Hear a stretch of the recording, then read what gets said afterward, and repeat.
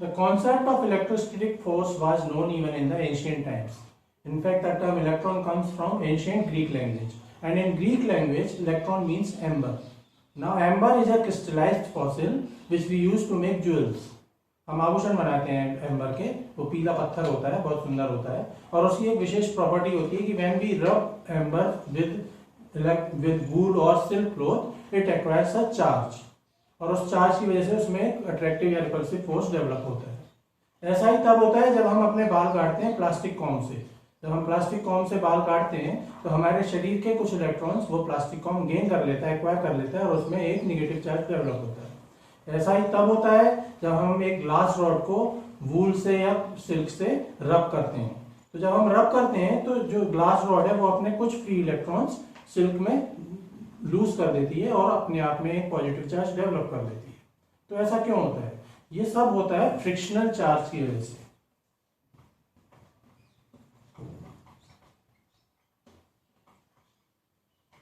अब ये frictional charge क्या होता है? देखो, हम सब जानते हैं कि हमारा जो भी यूनिवर्स है उसमें जितना भी विजिबल मटेरियल है उसमें जितने इलेक्ट्रॉन्स हैं उतने ही प्रोटॉन्स हैं। हेंस जो टोटल चार्ज है हमारे यूनिवर्स का वो जीरो है, न्यूट्रल, हमारा यूनिवर्स न्यूट्रल है। हम ये भी जानते हैं कि वी कैन नॉट क्रिएट और डिस्ट्रॉय द चार्ज, और हम ये भी जानते हैं कि जो चार्ज है वो क्वांटाइज्ड होता है। कोई भी बॉडी अगर चार्ज है, उसमें अगर कुछ चार्ज है तो उसका जो टोटल नेट चार्ज होगा it will be an integral multiple of magnitude of electron. ये हम सब जानते हैं because the charge is quantized, it will be integral multiple of electron, magnitude of electron. तो ऐसा क्यों होता है? उसका कारण ये है कि जो एटम है, जो भी मटेरियल है वो उसका बिल्डिंग ब्लॉक एटम है। एटम में न्यूक्लियस होता है जिसमें कि प्रोटॉन्स हैं पॉजिटिवली चार्ज और न्यूट्रॉन्स हैं, और उसके चारों तरफ इलेक्ट्रॉन्स होते हैं जो कि इलेक्ट्रोस्टैटिक फोर्स से उससे बाउंड होते हैं न्यूक्लियस से। अब जो प्रोटॉन्स हैं वो तो न्यूक्लियस में सेफ हैं और वो एक दूसरे से न्यूक्लियस के अंदर स्ट्रॉन्ग न्यूक्लियर फोर्सेस से बंधे हुए हैं। अब strong nuclear force is one of the most strong force of our natural world. उससे ज्यादा स्ट्रॉन्ग तो कोई फोर्स होता है। इसलिए जो प्रोटॉन्स हैं वो फ्रीली अवेलेबल नहीं होते हैं, मिल जाते हैं, लेकिन it is very difficult to find out to have a free proton. On the other hand जो इलेक्ट्रॉन्स हैं जो कि इस न्यूक्लियस के चारों तरफ घूम रहे हैं वो इलेक्ट्रोस्टैटिक फोर्स से बंधे होते हैं न्यूक्लियस से। अब इलेक्ट्रोस्टैटिक फोर्स भी अपने आप में बहुत स्ट्रॉन्ग फोर्स होता है। ग्रेविटेशनल फोर्स से अगर हम कंपेयर करें तो it is a very very strong force when compared with the gravitational force, लेकिन वो इतना स्ट्रॉन्ग नहीं होता कि आप फ्री इलेक्ट्रॉन ना पा पाओ। इनफैक्ट फ्री इलेक्ट्रॉन बहुत ही ज्यादा इजीली अवेलेबल है। हमारा जो रियल वर्ल्ड है उसमें आप जितनी भी इलेक्ट्रिसिटी देख रहे हैं, जितना भी चार्जेस देख रहे हैं, चार्ज बॉडीज देखते हैं, वो इलेक्ट्रॉन्स की ही वजह से होते हैं। क्यों होते हैं? क्योंकि इलेक्ट्रॉन्स बड़ी ही इजीली अपने ऑर्बिट से मूव आउट हो जाते हैं और दूसरी बॉडीज में चले जाते हैं। तो फ्रिक्शनल चार्ज क्या होता है? फ्रिक्शनल चार्ज ये होता है कि when two material bodies strike each other, तो क्या होता है जब हमने एक बॉडी को दूसरी बॉडी से रब किया तो उसके सरफेस पे, किसी एक बॉडी के सरफेस पे जो फ्री इलेक्ट्रॉन्स होते हैं वो लूज होकर दूसरी बॉडी पे चले जाते हैं।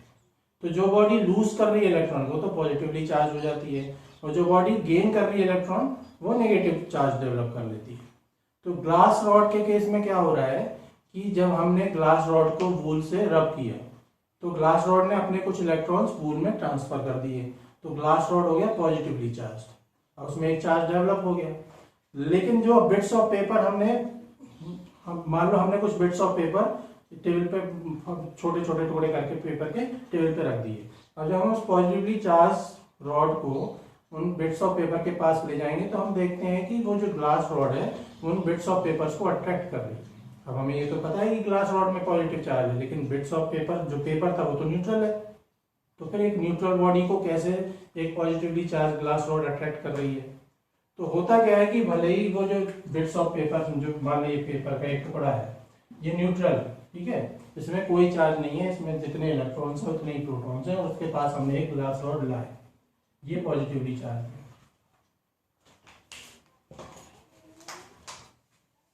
ये ग्लास रॉड ये पॉजिटिवली चार्ज है, ये जो ये न्यूट्रल, ठीक है, इसमें टोटल चार्ज इसका 0 है।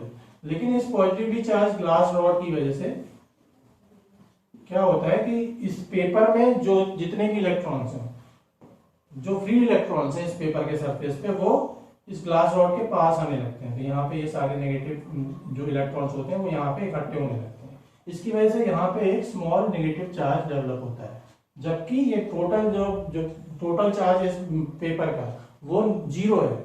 यहाँ पे नेगेटिव चार्ज क्रिएट हुआ क्योंकि इलेक्ट्रॉन्स उस तरफ, उस ग्लास रॉड की तरफ मूव किए, और उसके जो दूसरा छोर होता है वहां पे पॉजिटिव चार्ज डेवलप हो जाता है, क्योंकि यहाँ पे इलेक्ट्रॉन्स कम है, यहाँ से इलेक्ट्रॉन्स वहां पे चले गए। तो इस पेपर में एक डायपोल सा बन जाता है, यहाँ पे कि एक तरफ नेगेटिव चार्ज है छोटा सा और दूसरी तरफ पॉजिटिव चार्ज है। अब ये नेगेटिव चार्ज इस पॉजिटिव ग्लास रॉड के पॉजिटिव चार्ज से अट्रैक्शन फील करता है और ये उसकी तरफ मूव करता है। इसको हम कहते हैं induction, induction of charge. So what is induction of inductional charge?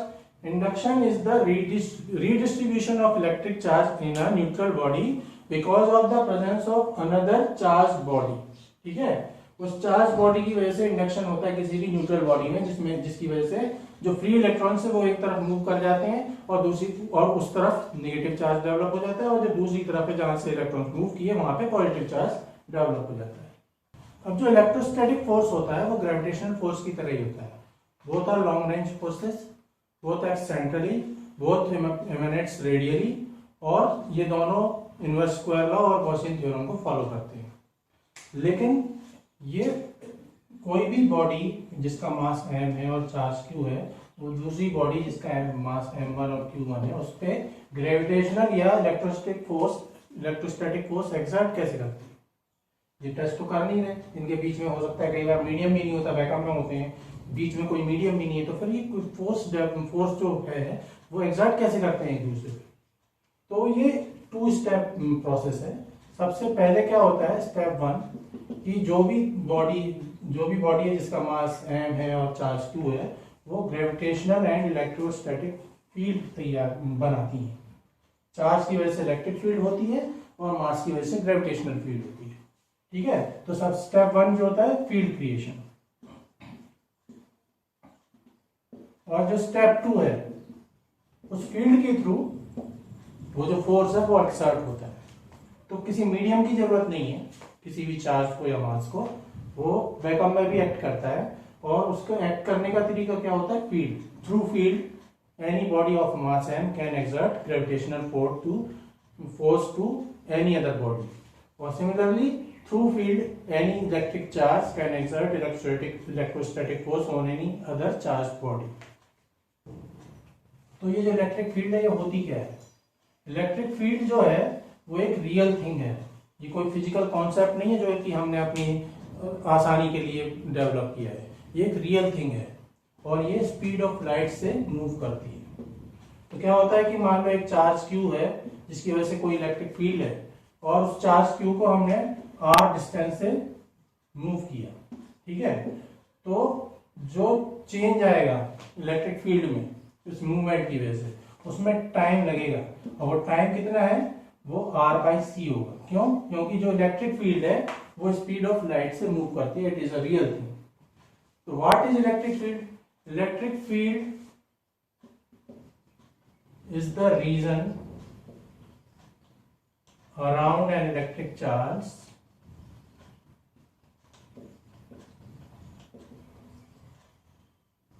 in which that charge can exert electric force। ठीक है ना। अब ये इलेक्ट्रिक फील्ड है तो उसकी कुछ इंटेंसिटी भी होनी चाहिए, इलेक्ट्रिक फील्ड इंटेंसिटी। तो how we define electric field intensity?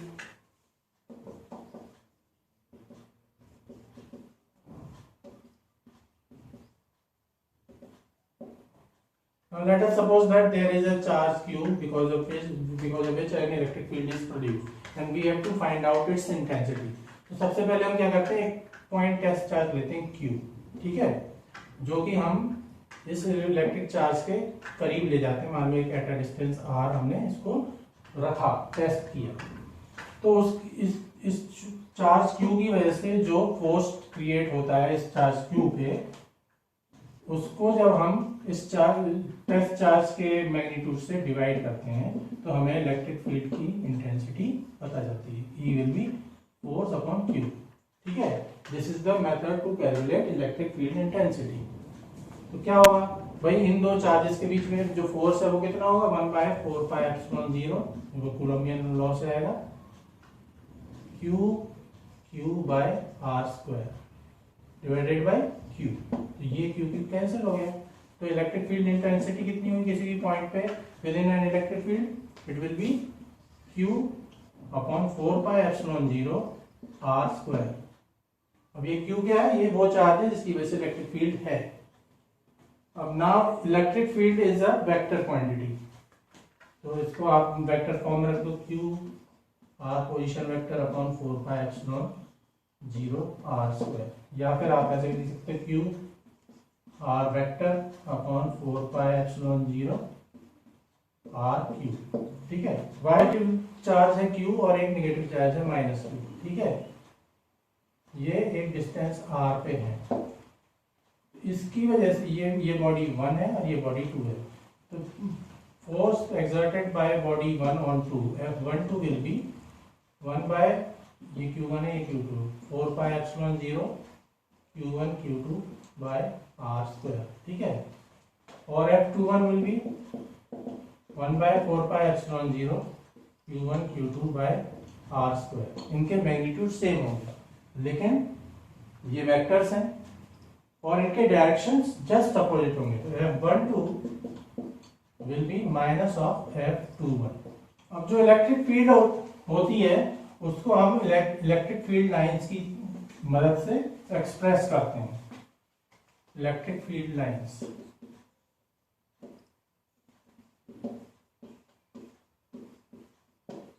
अब ये जो electric field lines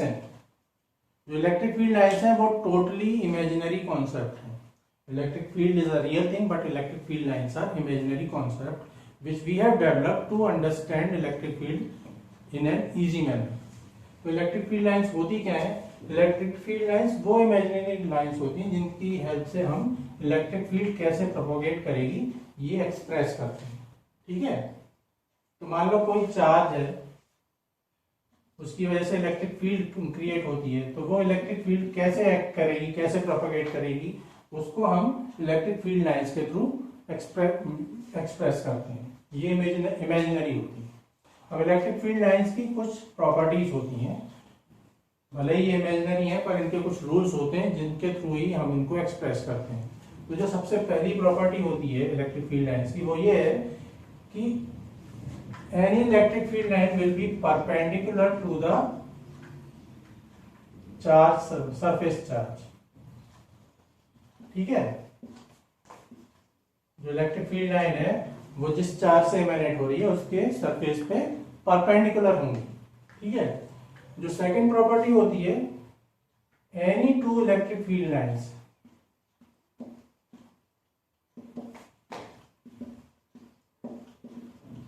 emanating from same charge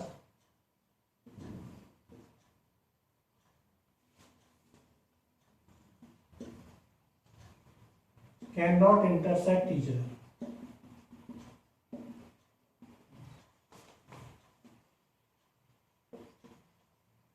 या फिर no two electric field lines can intersect each other, ये एक दूसरे को काटती कभी नहीं। जो थर्ड प्रॉपर्टी होती है इलेक्ट्रिक फील्ड की कि भाई ये जो इलेक्ट्रिक फील्ड लाइंस हैं ये एक्सप्रेस क्या करनी है, इलेक्ट्रिक फील्ड एक्सप्रेस कर रही है। और इलेक्ट्रिक फील्ड दो टाइप की होती है, एक तो होती है uniform electric field.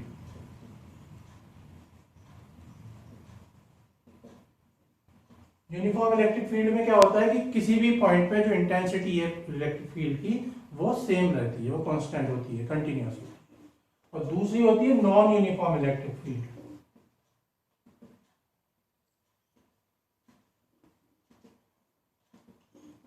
Non uniform electric field में जो इंटेंसिटी होती है वो इरेगुलर होती है, वो चेंज होती है, कभी बढ़ती है कभी ज्यादा होती है। ठीक है, तो जो जो इलेक्ट्रिक फील्ड लाइंस है उसको हम ये कॉन्सेप्ट कैसे समझाते हैं, जो प्रॉपर्टी होती है इलेक्ट्रिक फील्ड लाइंस की, कि जहां in the case of non uniform electric field number of lines will be more where the intensity is more.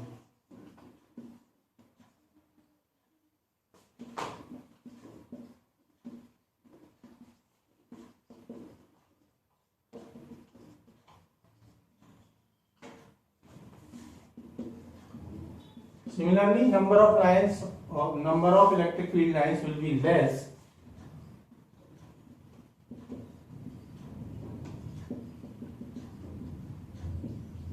where intensity is less.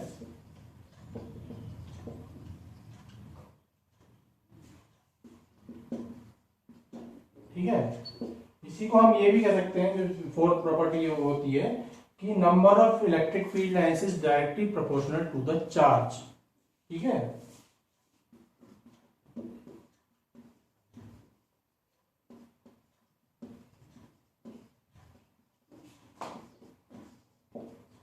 जो फिफ्थ प्रॉपर्टी होती है वो डायरेक्शन को इंडिकेट करती है। भाई जैसे जैसे इलेक्ट्रॉन और प्रोटॉन में हमें ये पता है कि चार्ज होते हैं, और हमने उन्हें आर्बिट्रेरीली ये कह दिया कि जो इलेक्ट्रॉन है वो नेगेटिवली चार्ज है और जो प्रोटॉन है वो पॉजिटिवली चार्ज है।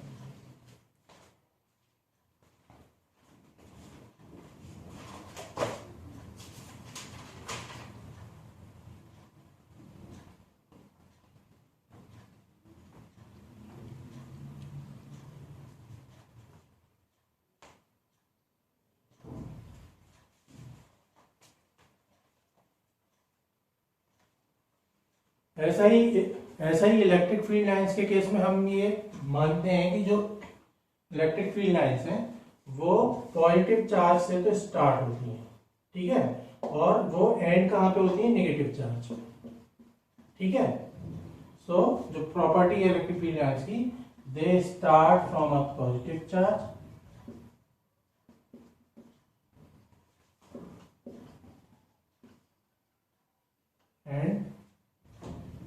And set negative charge. एक डायग्राम दिया हुआ है इस तरीके का इलेक्ट्रिक फील्ड लाइंस का, तो हम ये कह सकते हैं कि भाई क्योंकि और ये चार्ज क्यू है, ठीक है, तो इसमें क्या हो रहा है, हमें ये तो पता है कि electric field line starts from a positive charge, और ये डायग्राम ऐसे बना हुआ है, तो हम इसे देख कर ये कह सकते हैं कि जो क्यू है वो एक पॉजिटिव चार्ज है। क्यों? क्योंकि शुरुआत वहां से हो रही है। ठीक है, वहीं इसका उल्टा होता कि भाई चार्ज क्यू है और लाइन ऐसी है, तो हम ये कह देते हैं कि भैया जो क्यू है वो नेगेटिवली चार्ज है। ऑफ अ सिंगल चार्ज, मान लो एक ही चार्ज है, जो जितना यूनिवर्स हम स्टडी कर रहे हैं मान लो उसमें सिर्फ एक ही चार्ज है, तो उसमें क्या होगा कि जो इलेक्ट्रिक फील्ड लाइंस होंगी वो आइदर विल स्टार्ट और एंड एट इंफिनिटी। मान लो हमारे पूरे यूनिवर्स में सिर्फ एक ही चार्ज बॉडी है, तो उसकी वजह से जो इलेक्ट्रिक फील्ड लाइंस होंगी वो या तो शुरू हो रही होंगी इंफिनिटी से, या फिर इंफिनिटी पे एंड होंगी। So these are the properties of electric field lines.